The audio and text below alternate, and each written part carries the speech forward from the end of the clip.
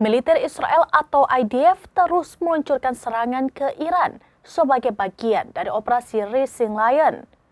Serangan tersebut pada Sabtu 16 Juni 2025 malam waktu setempat menghantam fasilitas minyak dan bahan bakar Iran.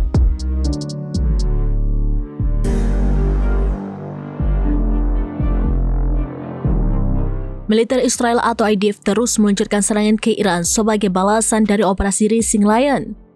Serangan terbaru pada Sabtu 16 Juni 2025 malam waktu setempat menghantam fasilitas minyak dan bahan bakar Iran.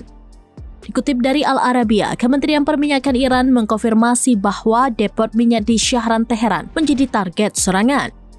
Video yang diunggah pejabat Iran memperlihatkan kobaran api besar disertai asap hitam menyelimuti kawasan tersebut. Namun, Kementerian Perminyakan Iran memastikan volume bahan bakar yang menjadi sasaran tidak banyak dan situasi mulai terkendali. Sebelumnya, Israel menyerang fasilitas nuklir, pabrik rudal hingga lokasi militer di Iran pada Jumat 13 Juni 2025. Serangan itu menewaskan Komandan Garda Revolusi atau IRGC, Jenderal Hossein Salami, serta sejumlah ahli nuklir.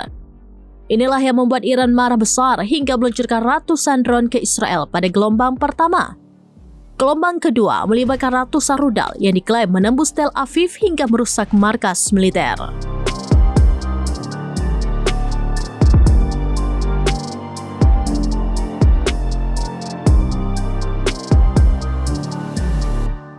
Demikian informasi terkini Syedara Lun. Saksikan terus beragam informasi lainnya. Jangan lupa like dan share seluruh akun serambinews.com.